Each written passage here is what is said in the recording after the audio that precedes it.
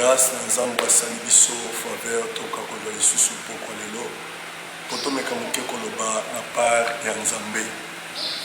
J'espère que ntango eleki mwa mingi oyo bana nzambe ya defoi baza privé na oyo ezali bilei na bango ya mokolo na mokolo liloba na nzambe.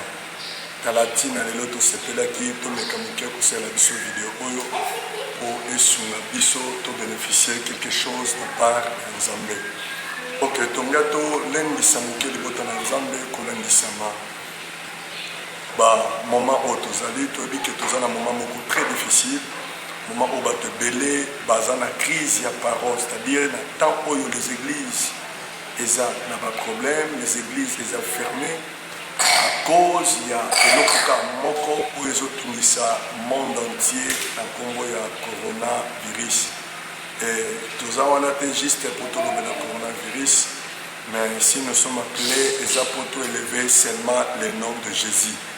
Et tourner totalisa bana nzambe ya mutu eza tolongwa na distraction ko mona yete mipepo ndenge telemi ya monde eza suka ya mokili. Non, tourner tomeka muke kolendisa libota na nzambe na likambo etali appartenance. L'appartenance, c'est le fait d'appartenir.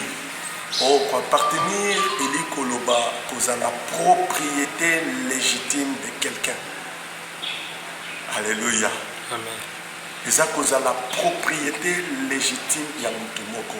Tu sais, Mbalamingi, tu sais pour appartenir à la Katia Club, tu sais pour appartenir à Makambo Bele Bele, tu sais pour faire part. C'est-à-dire, na makambo belé belé oya des fois et au bomba bisoté protéger bisoté numela biso bola muté. Et na ninga kina poko lelo na le bisa mutu moko ko talisa biso ke place ya malamu ya ko appartenir ezakati na Yesu Masia. Tu sais, si les pepezo telema na monde, makambo belé zo telema na monde eza parce que batu babosani esika ya kokimela. Esika malamu ya kokimela to lié ya malamu ya refuge eza kati na Yesu Masia. Tu sais, Bible ezotalisa biso na mokanda ya Romains chapitre 8 verset nango premier, Bible lobi eza na condamnation mon côté na bato nyonso o baza kati na Yesu Masia. Tu sais, eza na différence ya monene kozala na kati ya Yesu na kozala pembeni ya Yesu. Alors plusieurs chrétiens lelo baza pene ya Yesu mais baza kati na Yesu Masia te. Ozala pene attaque koko ya eko atteindre yo. Mais so koza kati na Yesu Masia attaque ko ya lolenge nyonso etika na kozwa yo te po obombami kati na Yesu Masia. C'est mutuma ko pesa ngame. Amen. Alors, na ngana lo baboye. Bible lo bieza na condamnation mo côté na bato nyonso o baza kati na Yesu Masia. Bien aimé tokendaka église bato belé bayaka na église baza ba membre ya église mais ya motu yeza koza na membre te ezali ko appartenir na kati ya Christ to ko appartenir kati na Yesu Masia. Nazo bombela libota na nzambe to longwa pembeni ya Yesu mais to kota kati ya Yesu. Et ce qui te côté kati Yesu Masia nazo ko assurer yo ndeko zolandanga ke okozala jamais atteint na mipepe nyonso ezotelema. Tu sais eloko sala bolamu na kati ya Égypte et pas ya peuple d'Israël, ezala ki pour peuple d'Israël bazé ko appartenir et pas éternel. Bazé ki peuple o bazo ko faire part et pas ya Nzambe. Voilà pourquoi tabu mipepe ninga ko ya Nzamba lisaki bamoloko moko aloba ki chaque maison, chaque famille esengela bo mwana na mpate moko. Et mwana na mpate wana kukufa ndele mabakila bagotana baleton afin que tango l'ange de la mort akoleka esika nyonso kokuta makila abomate. Et Bible ezotalisa biso bokosana te lobi celui qui a des fils à la vie. Alors biso toza mosika ya Christ toyebaki mosika Christ toza na danger. Et Bible lobi eza na condamnation mon côté na bato nyonso o baza kati na Yesu Masia. Nazo faire appel na bato nyonso baza mosika bato nyonso baza mosika Yesu bato nyonso baza pene na Yesu tolumba pena Yesu tolongo musika Yesu mais tokota kati na Yesu Masia po tozwa sécurité makasi ya bomoi na biso.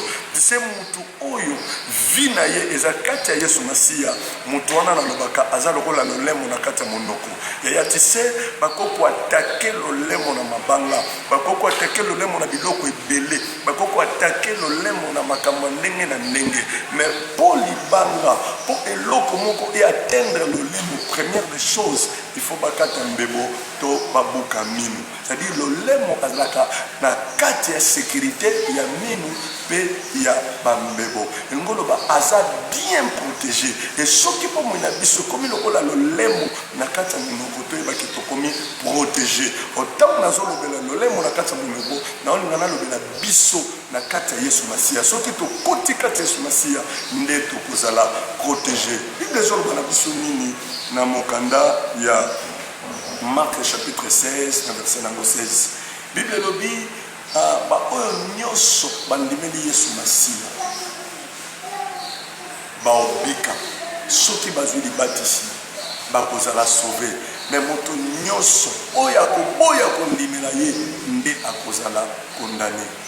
Nazo ko implorer bana na nzambe tobima na vie ya distraction, tobima na makambo ezotelema telema na mokili, tobima na makambo pampamba, mais to approcher vers Jésus-Christ. Tokoti sa vie na biso kati Yesu Masia na wana nde tokozala sécuriser pe protéger. Nazo bondela yo muto za sone likiate, yo muto zo mona ke makambo za so malamu te, yo ozo banga miteko ezo telema. Ya soko pesi vino pa na Yesu Masia, okoti kati Yesu Masia, yebete ko banga wana elongwe. Po makomia lobi o yasimbi moko tazana ngoya ya kobotula. Tika nzambe nanga azali pambode na bino na